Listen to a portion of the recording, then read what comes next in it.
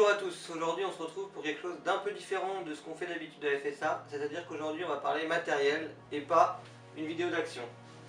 Pourquoi? Parce qu'on avait envie de faire partager un peu nos choix de matériel. C'est vrai que c'est quelque chose qui n'existe pas forcément, qu'on n'a pas beaucoup documenté, en français, en tout du moins. Donc on va essayer de le faire un peu aujourd'hui.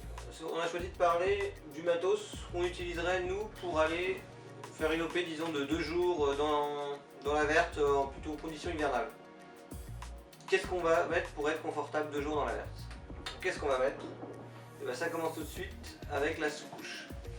La sous-couche, c'est la couche de vêtements qu'on va avoir sur nous de base, qu'on va garder tout le week-end, qui a pour but de pouvoir vraiment bien évacuer la transpiration, l'humidité, tout en gardant une certaine chaleur. Alors la sous-couche chez moi, c'est du mérinos. Le mérinos, c'est une laine avec des bonnes propriétés techniques, ça garde pas les odeurs, ça évacue bien la transpiration et c'est de la laine donc ça reste chaud même mouillé. Quelque chose de très intéressant que ne font pas les fibres synthétiques. Qu'est-ce que j'ai en sous-couche? J'ai un pull, c'est du Arc'teryx. Alors ça, c'est un peu cher, mais pour l'avoir depuis bientôt 3 ans, c'est la super qualité. C'est-à-dire que ça ne vieillit pas du tout, c'est vraiment hyper confortable, ça prend aucune odeur, ça se déforme pas, voilà. Très bon sous-vêtement. Et pour le caleçon, là j'avais pris mon cher, j'avais pris du Go Sport. Pour le coup, après 2 ans, bon, il n'est pas troué, il fonctionne toujours bien, mais voilà, il n'est pas dans le même état. Mais ça fait le boulot, pareil, du mérinos.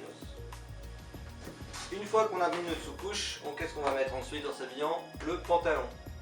Le pantalon, son but, ça va vraiment être de nous protéger les jambes, de tout ce qui va pouvoir nous frotter, nous râper dans les buissons, que ce soit des ronces, et puis tout ce qui est protection, un peu évidemment de la flotte.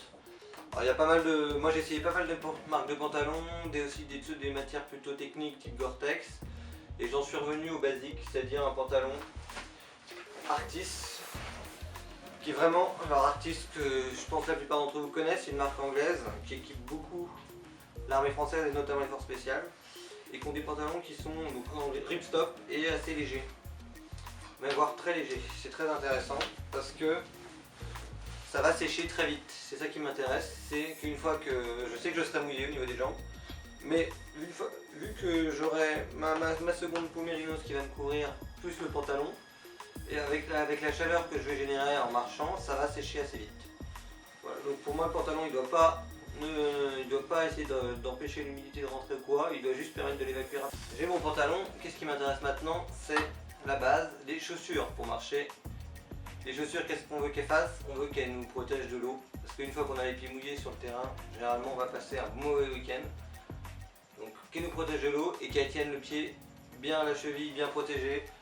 On va aller dans les cailloux, on va courir, il y a des racines, des branches, on n'a pas envie de se péter une cheville. Pareil, ça cacherait un peu le week-end.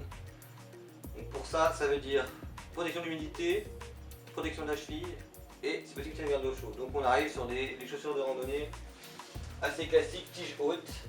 Alors mon choix c'est porté sur les ex-Népal. Certains d'entre vous les connaissent déjà. Pourquoi? Parce que c'est la nouvelle chaussure en dotation dans l'armée française. L'intérêt de ça, c'est qu'elles sont pas chères. Vu que des gens vont la toucher et la revendre, on peut les trouver à une centaine d'euros sur internet, alors que c'est une chaussure qui vaut près loin de 250 euros. Elle est Gore-Tex, en cuir, tige haute. Voilà, elle reste assez légère par rapport à sa taille, donc c'est vraiment une super chaussure qui va être très confortable. Enfin, moi elle était confortable dès le premier usage, j'ai jamais eu d'histoire d'ampoule ou quoi que ce soit. En petit bonus, en plus, on peut serrer et lasser hyper facilement avec ce petit câble. Maintenant que je suis prêt pour marcher et que je suis protégé au niveau des jambes, qu'est-ce qui va m'intéresser? C'est de protéger le haut du corps et notamment le protéger du froid. Pour ça, c'est le principe des multicouches. On n'essaye pas d'avoir un gros vêtement qui va essayer de tout faire un peu tout, c'est-à-dire garder la chaleur, protéger de l'eau, évacuer aussi la transpiration. On va multiplier les couches avec chacune qui a un rôle précis. La couche de base, elle, va permettre d'évacuer la transpiration. Ensuite, on a une deuxième couche. La deuxième couche, ça va être du polaire. Le polaire, c'est plein de c'est de la fibre qui contient énormément d'air. Et l'air, comme chacun le sait, c'est un super isolant. Le polaire, ça coûte pas cher. Bon, là, je suis sur aussi du Go Sport. C'est inusable. Moi j'ai depuis plus de 3 ans, à moins de se coller trop près d'un feu, il n'y a rien qui va l'abîmer. Et ça permet de tenir chaud.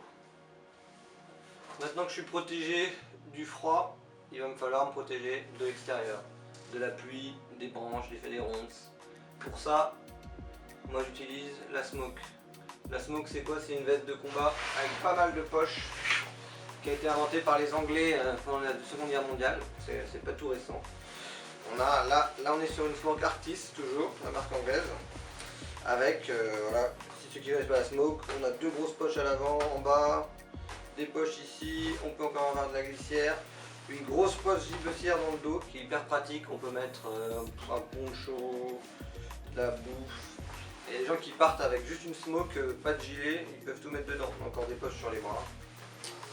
Cette smoke là, alors elle est un peu particulière, ceux qui connaissent Arctis, c'est le modèle waterproof et sniper.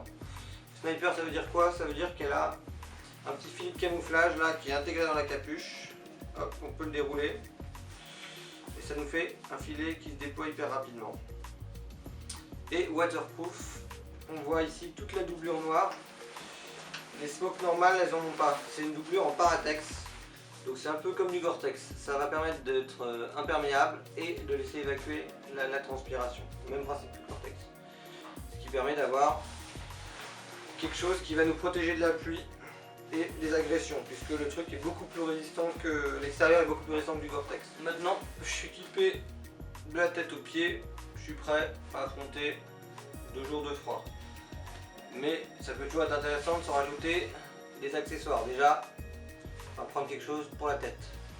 En hiver, le mieux, rien de nouveau, ça va être un bonnet. Le bonnet, je conseille vraiment toujours de rester sur de la laine. Pareil, toujours pour la capacité de la laine à garder la chaleur, même quand elle est mouillée. On peut avoir des bonnets type commando. Là c'est le bonnet chez Wellkit, vraiment basique, à l'ancienne, pure laine. Ça a le petit souci de gratter assez vite. C'est-à-dire que sur 2 jours c'est pas hyper agréable. En plus celui-là je l'ai lavé, il a pas trop aimé être lavé. Alors moi je préfère encore une fois bonnet Arc'teryx qui est pareil en laine avec doublure polaire, ce qui va permettre de tenir chaud et de moins gratter. Bah voilà, j'espère que vous avez apprécié cette vidéo. Il y en aura probablement d'autres, on essaiera de voir selon ce qui vous intéresse, de parler de reviews de pièces de matos qui n'ont pas forcément encore été faites.